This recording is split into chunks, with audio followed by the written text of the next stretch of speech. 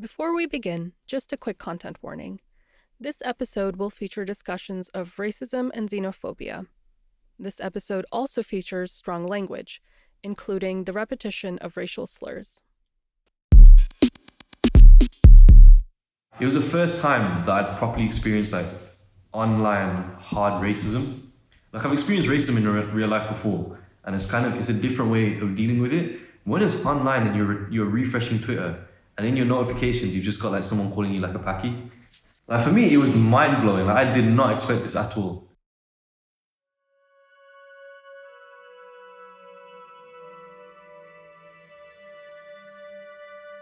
As we gear up to the UK general elections in May, you can cut the tension in the air in Birmingham with a knife. Birmingham's infamous bin strikes have now surpassed the 1-year mark, with seemingly no end in sight. Conversations around flagging and deflagging are common in light of the controversial Raise the Colours movement, who continue to come into Birmingham's diverse neighbourhoods to put up Union Jacks and St. George's flags in the middle of the night. Political rhetoric around Birmingham has been steadily escalating in a bid to court voters. I mentioned MP Robert Jenrick in episode 1, who had claimed not to have seen a single white face in the neighbourhood he fleetingly visited some months ago. Since then, Reform UK party leader Nigel Farage has declared that, quote, nowhere is as broken as Birmingham, and that Reform would, quote, throw everything at the Birmingham election in May. While this sort of rhetoric has put the city on edge, it's nothing that Brummies haven't seen before. In this episode, we'll explore parallels between Birmingham's current political climate and that of the past, and, of course, how football plays a role in both. I'm Hijab Shah, host of Being Brummie, a 3-part podcast documentary series that explores football and race relations in the Second City. This is episode 2, History Repeating Itself.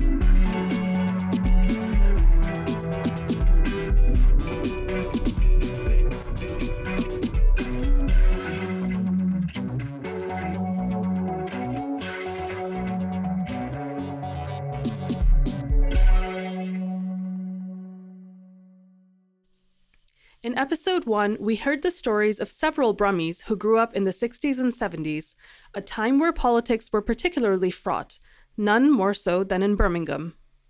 To give us a little more context about this era of politics and race relations in Birmingham, I had the pleasure of speaking with Shalina Patel, a historian, writer, award-winning teacher, and, unfortunately, an Arsenal fan.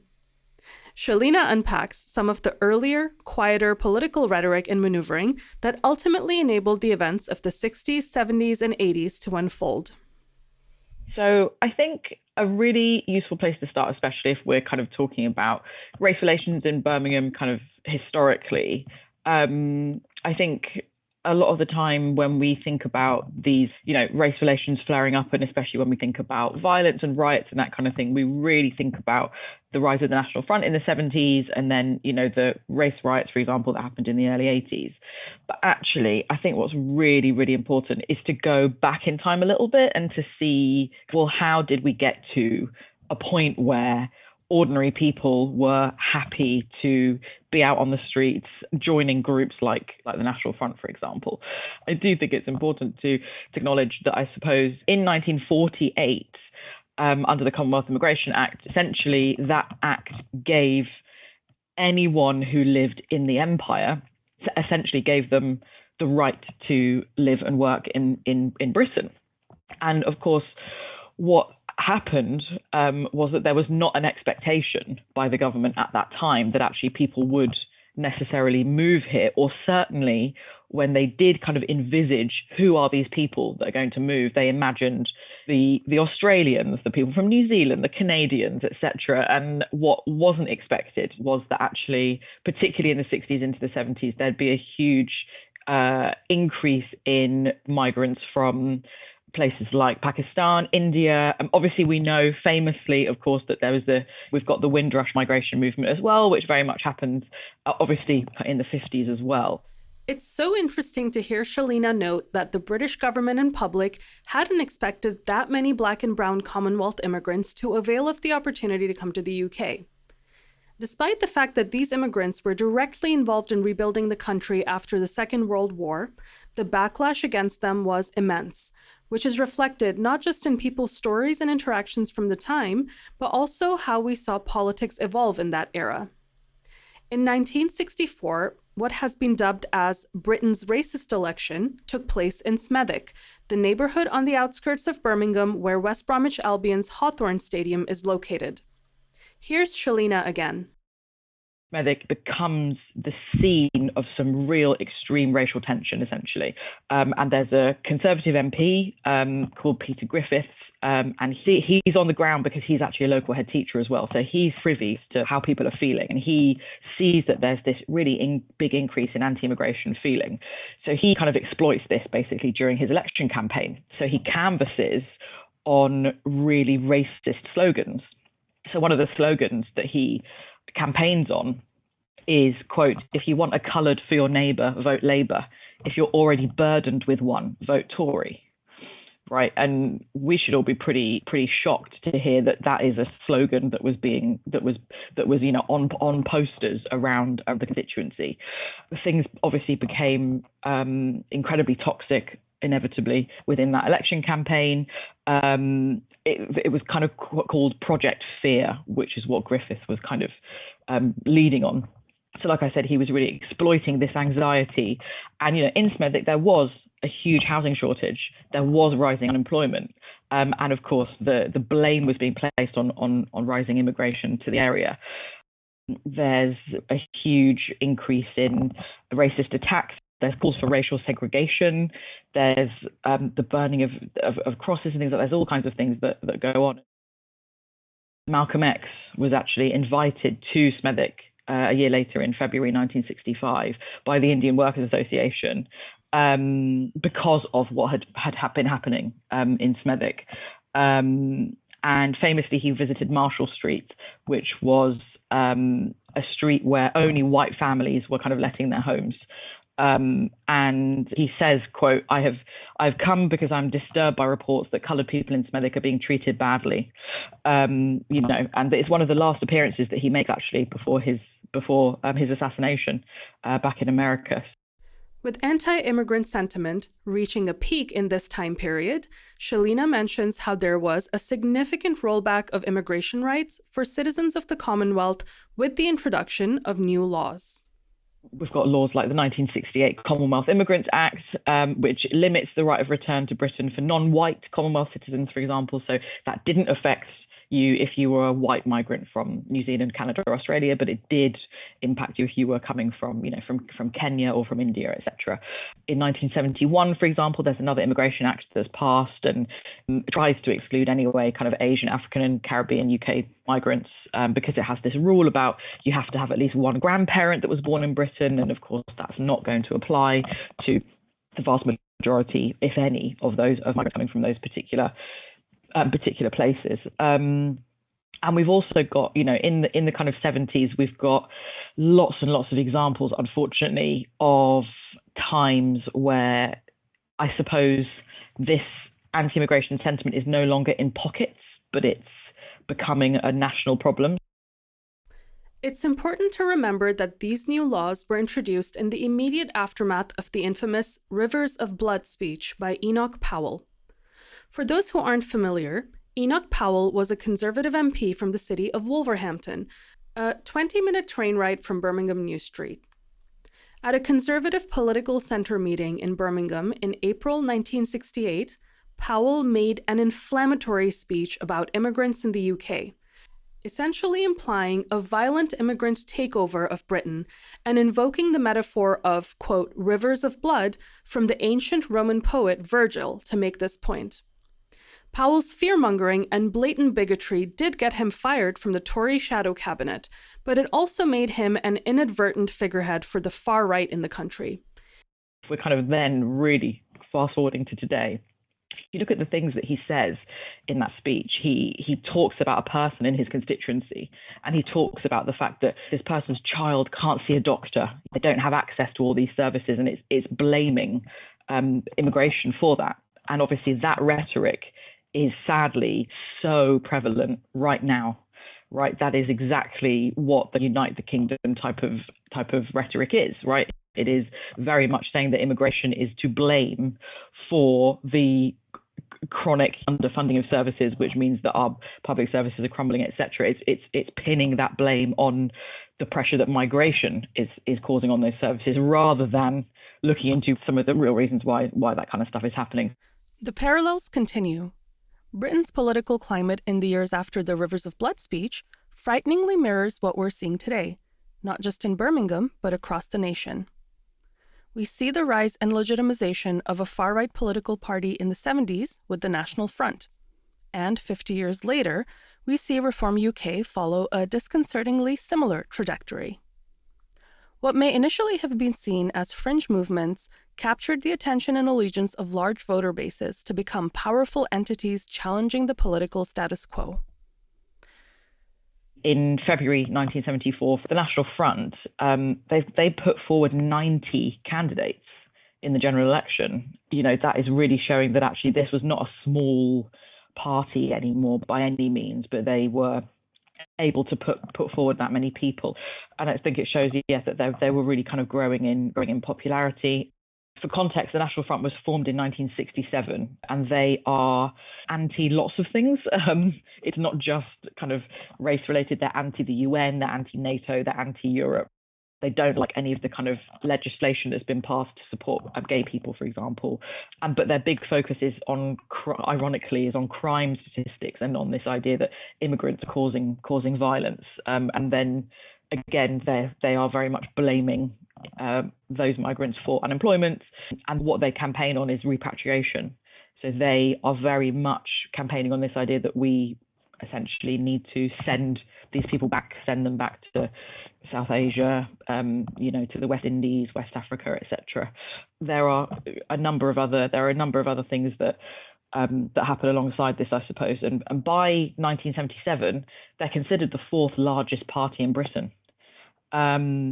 And they become really emboldened, I suppose. And if we're thinking again about parallels between kind of what's happening now and what's happening then, this kind of emboldened element of what's happening is demonstrated by very much through the marches that they have. They very deliberately hold marches in places where they know there are huge migrant communities. It's a bit scary to see how similar things are today, especially since we're in an election year. Shalina mentioned National Front rallies, and we've seen a repeat of that in the last few years from the far right, from protests outside asylum hotels to Tommy Robinson's 100,000-strong Unite the Kingdom rally. Shalina also mentioned the repatriation campaign messages from the 70s, which mirror some of the re-immigration rhetoric we hear these days. And while the National Front became Britain's fourth largest party back then, we see Reform leading in the polls today.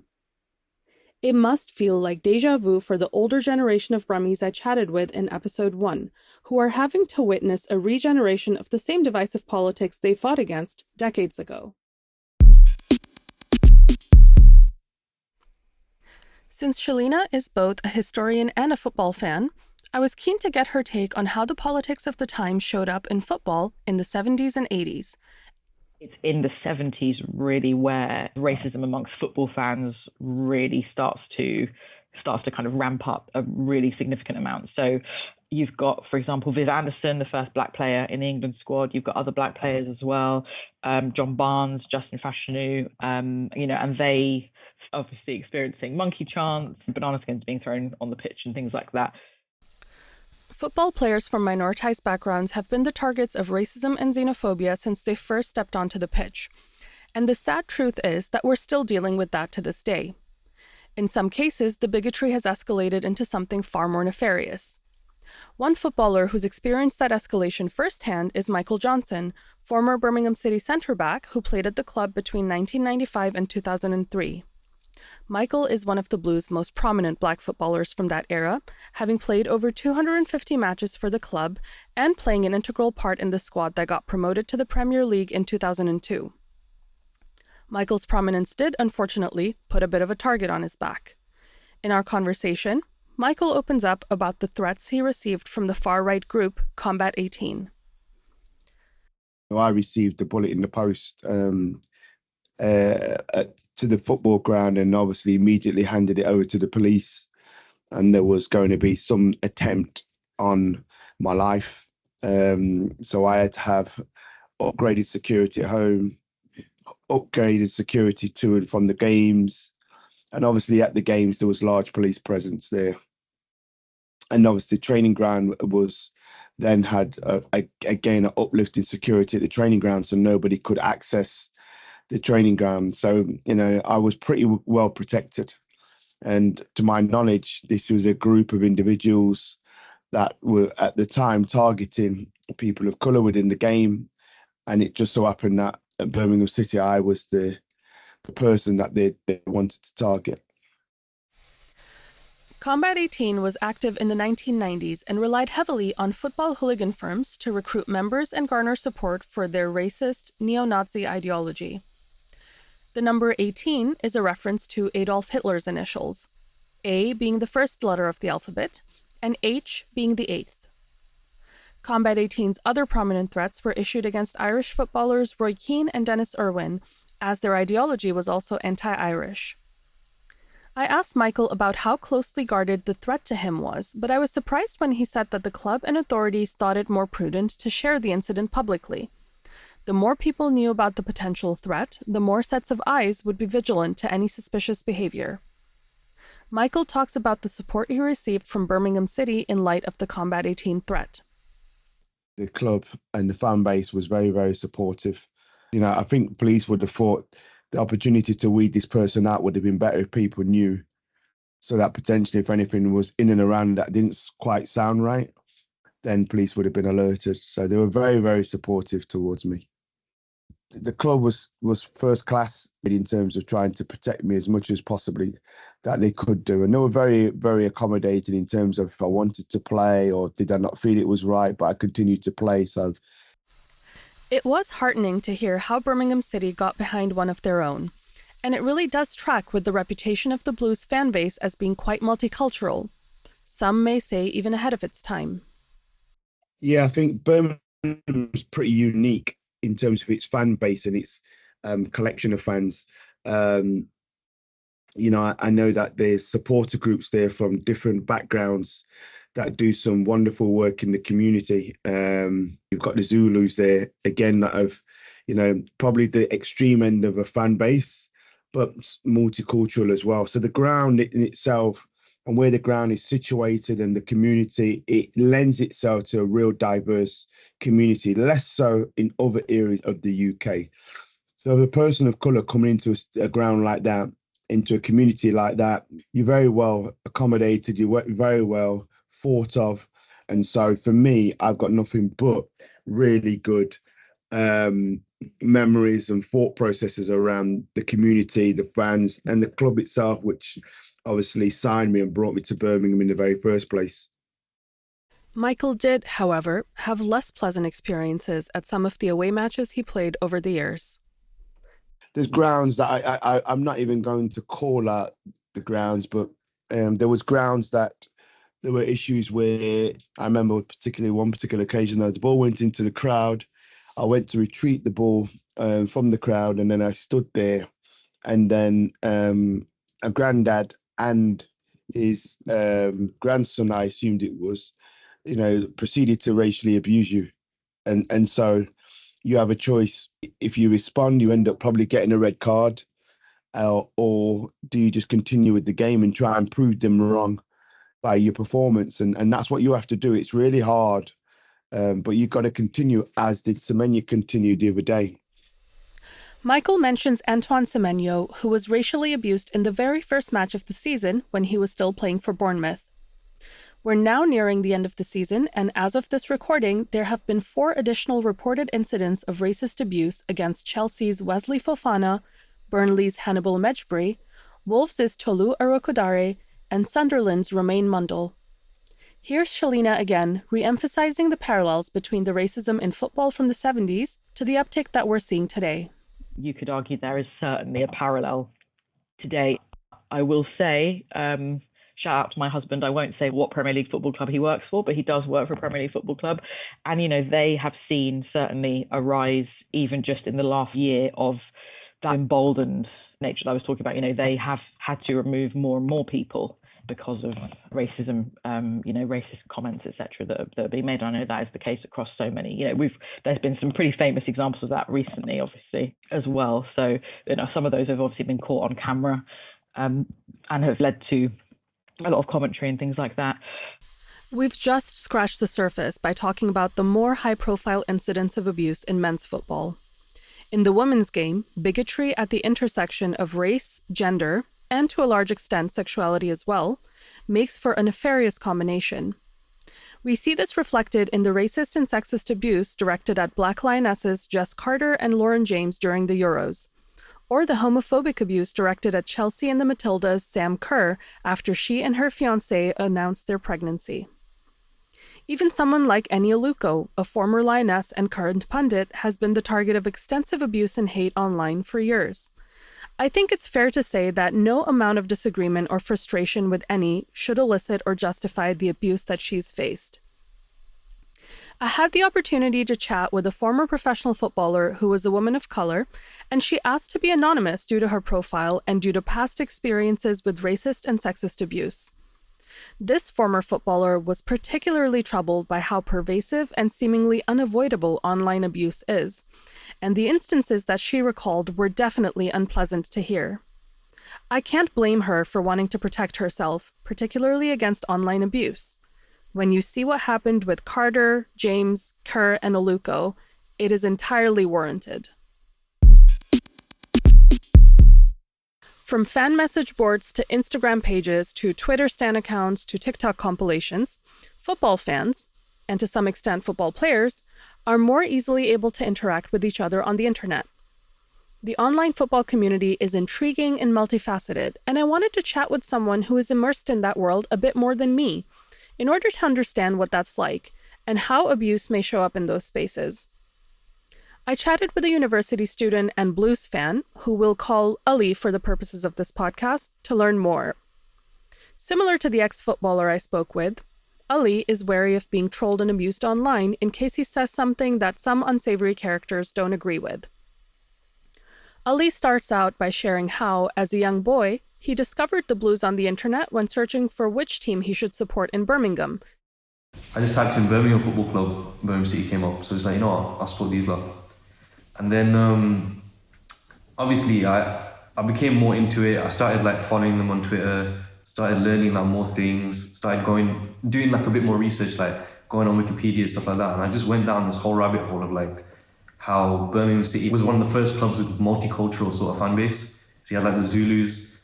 One of the people that I followed on Twitter who was very vocal was a Twitter account called Punjabi Blues, another one called Blues for All.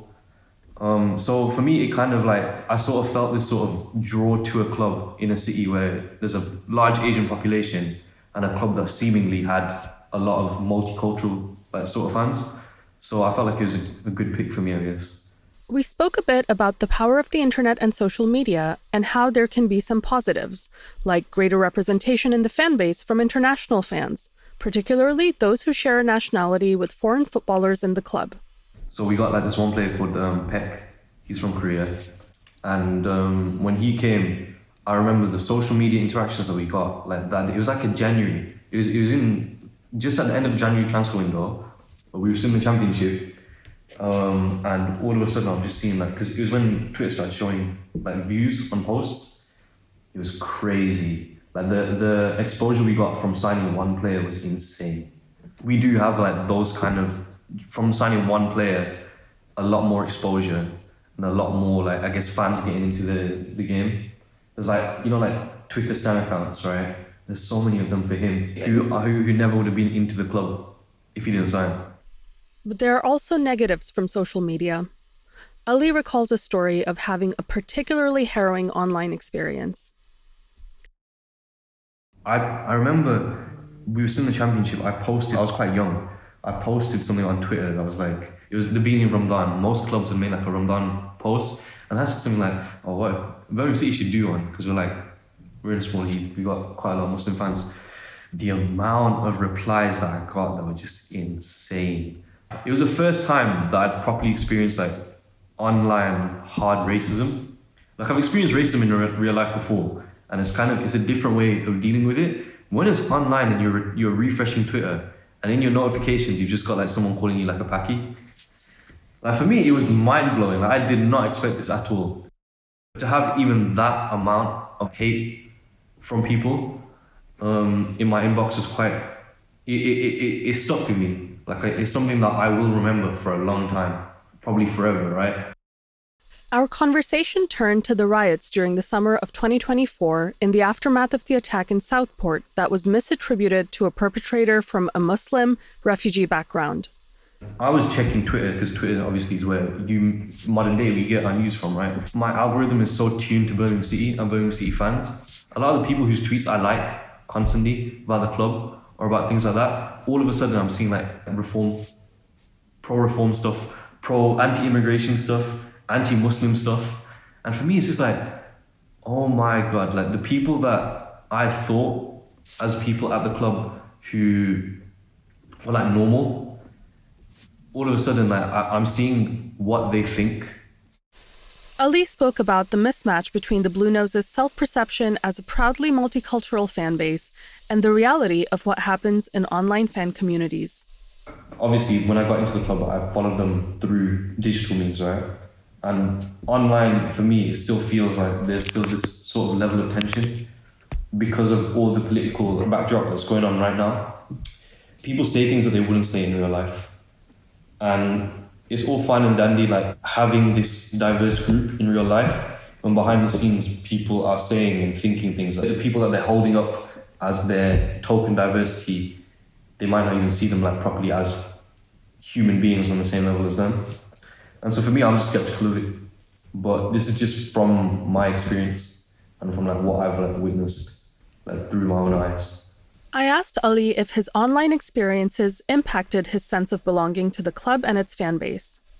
As part of the greater like Birmingham City fan base, I do feel like I do feel part of it, but more so as a passenger than a active participant, because there's still that sort of innate fear that I have of like trying to get into it again. Like there was one time I didn't even tweet anything like racially related, but I had like my facing in my profile photo, and someone just like tweeted like saying something racist. Someone like replied to my tweet just saying Sparkhill's a shithole just because I was brown. They don't know if I live in Sparkhill. They don't know like anything about me. It was something like so random and weird. It was just like so weird seeing all these people who don't give a shit about politics, except for when it comes to immigrants and like how much they can like shit on brown people. I don't know. It kind of like pushes you away. It pushes me away a lot because I'm someone who does care a lot about these things. Obviously being brown does affect me because I am very visibly brown and I do stick out. I'm more comfortable being a passenger than engaging because there's always that fear of like, what if someone says something? But there were people in the community who came and backed me up. Like Punjabi Blues made a tweet as well, kind of just saying that like, can you like stop doing that? So people did back me up. To be fair, the majority of people who did defend me were like white people as well. So it is the case of a few bad eggs. But when you've got a few bad eggs who are that loud and who are kind of pushing people away from the club, I feel like there should be something that's, I don't know, a change should be attempted to be made. What this change will look like is the million-pound question. Organizations like Kick It Out and Her Game Too have been working on tackling abuse in both offline and online spaces, and abuse that's directed at both footballers as well as football fans. Tech companies like Signify are being contracted out to use their AI software to detect and flag hateful language and protect footballers from abuse online. There's a long way to go before we see meaningful change and significant consequences for online abuse in football, but the availability of multiple avenues to address the issue is a step in the right direction.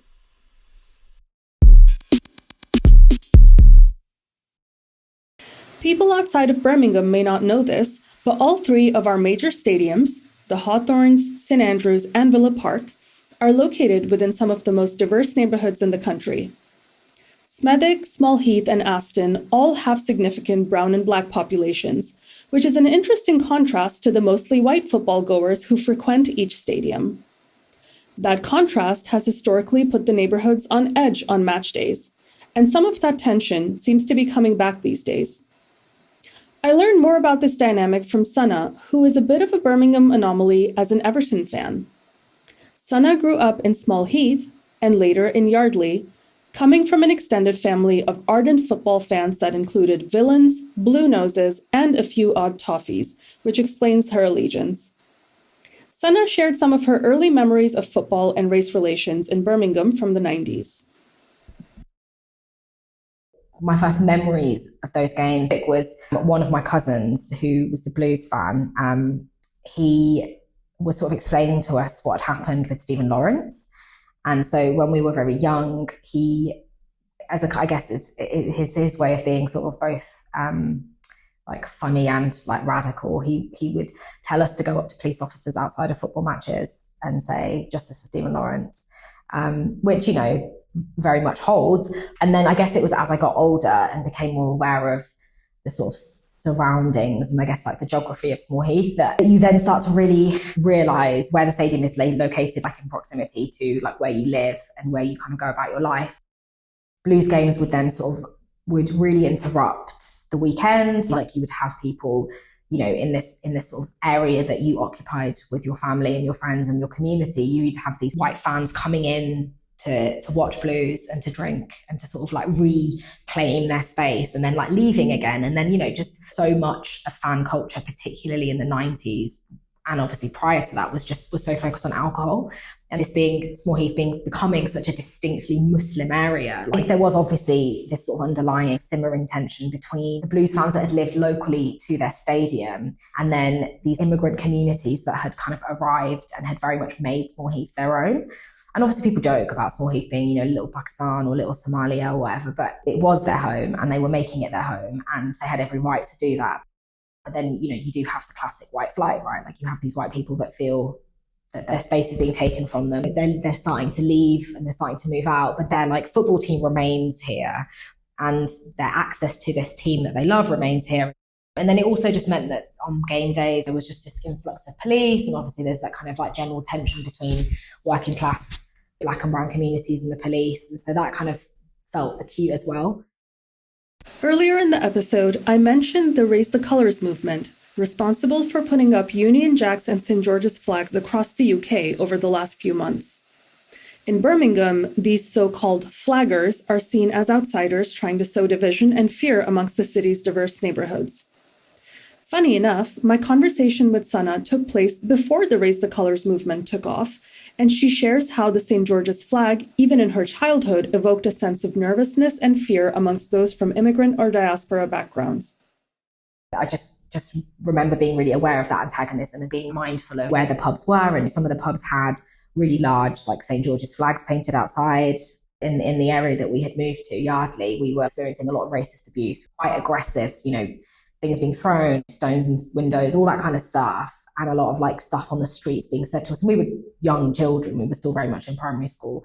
And so then things like the St. George's flag obviously took on a different meaning. And so when you would see that on a pub in Small Heath, opposite like a mosque or near a place where people would go pray, I started to become aware of that kind of tension and just sort of knowing to avoid certain types of people at certain times. It was that kind of feeling of like, oh, this doesn't feel good. Sana's childhood memories are illustrative of the adage that the more things change, the more they stay the same. She was talking about her experiences in the 1990s, but here in 2026, a lot of that history is repeating itself. Racism and xenophobia, particularly Islamophobia, is on the rise again. It feels to some like a frightening new phenomenon, but as history shows us, the bigotry never quite left. It has always been there as an undercurrent, but it's just become louder and more visible due to the political climate.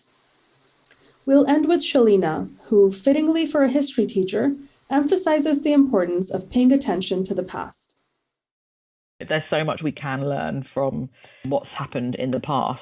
And so I suppose when there's this kind of surprise of, oh, I can't believe this is happening. I can't believe these people are out on the streets. I can't believe that there's all these flags up, which we all know is to do with intimidation. It's not to do with celebrating the Battle of Britain or whatever euphemism you want to use. We know why those flags are up. They are there to intimidate people of color. They are there to make us feel like we don't belong.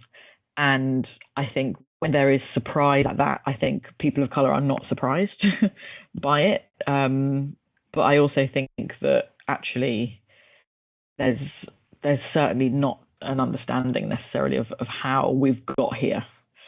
And I think there's a lot that we can learn from that history. I don't know about you all, but there are days that I feel despondent about the direction things seem to be going in. We seem to be regressing as a society in so many ways, and every day the news gives us increasingly worse headlines. But then I see how the community in Birmingham comes together. Whether it's local residents throwing a block party-style rally with music and food to take down flags in their neighborhood, or Brummies gathering after sunset at a Ramadan night market set up at the Birmingham City Stadium, or Brummies honoring the late, great poet and villa fan Benjamin Zephaniah, who was posthumously awarded the City of Birmingham Medal. All of these things remind me that just as there are parallels between the racism and xenophobia of the past, there are also parallels between those who fought against that bigotry in the past and those doing so today. It gives me a little hope.